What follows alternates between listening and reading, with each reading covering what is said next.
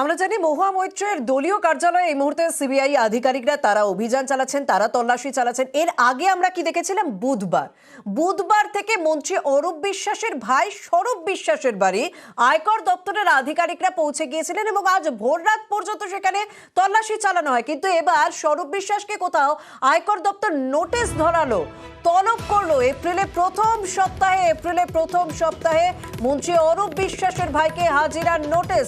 বিস্তারিত জানাবেন আমাদের প্রতিনিধি অমিত সঙ্গে রয়েছেন। অমিত, একেবারে দেখো, প্রায় 70 ঘন্টা বেশি সময় ধরে এই তল্লাশি অভিযান শেষ করার পরে আয়কর দপ্তরের তরফে স্বরূপ বিশ্বাসকে নোটিশ সার্ভ করা হয়েছে বা ইস্যু করা হয়েছে এবং এপ্রিল মাসের প্রথম সপ্তাহে তাকে ডাকা হয়েছে আয়কর ভবনে এবং বেশ কিছু বিষয় তার থেকে আরো বেশ কিছু তথ্য জানার রয়েছে এবং বেশ কিছু নথিপত্র তাকে নিয়ে যেতে বলা হয়েছে এবং গত 3 দিন ধরে তাই বলা যেতে পারে প্রায় 70 ঘন্টা বেশি সময় ধরে এই তল্লাশি অভিযানে তার আয়কর রিটার্ন সংক্রান্ত বিভিন্ন নথি তারা দেখেছেন, তার ব্যাংকিং আর্থিক। অমিত, আমার একটা প্রশ্ন, প্রায় 70 ঘন্টা তল্লাশি চালানোর পর তারপর তাকে কেন নোটিশ, মানে তাকে কি আবারও জিজ্ঞাসাবাদ করবে? 70 ঘন্টা ধরে যে নথিগুলো উদ্ধার হয়েছে সেই নথিগুলো নিয়ে তাকে জিজ্ঞাসাবাদ করার জন্য আয়কর দপ্তরে ডেকে পাঠানো হলো?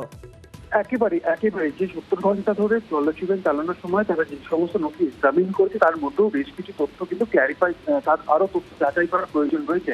সেই কারণেই আরো বেশ কিছু নথি নিয়ে তাকে তলব করা হয়েছে এবং সেই বিষয়গুলো যেখানে এখন পর্যন্ত যে তদন্তকারী বা বলা যেতে পারে আয়কর দপ্তর আধিকারিকরাই 70 ঘন্টা ধরে অভিযানের সময় তাকে যে সমস্ত কিছু জিজ্ঞাসাবাদ করেছেন বা তার নথি সমস্ত খতিয়ে দেখেছেন, তার মধ্যে বেশ কিছু জায়গায় কিন্তু এখনো পর্যন্ত বেশ যথাযথ উত্তর তারা পাননি বলে তারা মনে করছেন। সেক্ষেত্রে বেশ কিছু নথি নিয়ে তাকে ডাকা হয়েছে।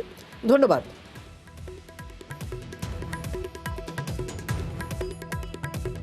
রাজনৈতিক উদ্দেশ্য প্রণীতভাবে এতদিন ধরে যে এরা করলো, আমি জানি না ওদের আইডেন্টিফিকেশন, মানে ওদের কি ইনভেস্টিগেশনে কি রিপোর্ট সেটা আপনারা নিশ্চয়ই জানবেন।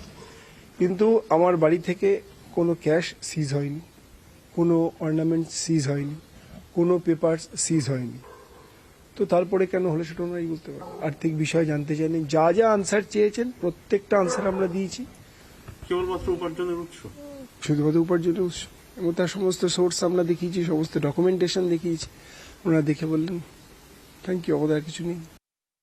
বিভিন্ন কারণে দেশে বিভিন্ন জায়গায় বিরোধীদের বাড়িতে রেড চলছে। 2জন মুখ্যমন্ত্রী অলরেডি গ্রেপ্তার হয়েছেন। আমরা বিরোধী রাজনৈতিক দল করি, তার জন্যই আমাদের বাড়িতে এরকম ইডি, সিবিআই, আইটি এগুলো রেড হবে, খুব স্বাভাবিক। আমরা তৃণমূল কংগ্রেস করি, তাই আমাদের বাড়িতে আজকে রেড হচ্ছে। যদি বিজেপি কোন নেতা মন্ত্রীর বাড়িতে রেড হয়েছে আপনারা দেখাতে পারবেন? আমার তো একটাই ব্যাংক অ্যাকাউন্ট এবং সেটা ডিটেলস দিয়ে দিয়েছি এবং সেটা পলিটিক্সে আসার অনেক আগে থেকে আমার স্যালারি অ্যাকাউন্ট সেটা রয়েছে। জলের মতো হিসেব পরিষ্কার ছিল। একদিনের মধ্যে ওনাদের সমস্ত যা কোয়ারিজ ছিল আমরা কমপ্লিট করে দিয়েছিলাম। তারপরেও ওনাদের উপরে চাপ ছিল, সেই চাপের জন্য ওনারা ওয়াইন্ড আপ করতে পারছিলেন না, সেটা ওনারাও স্বীকার করছিলেন বারবার।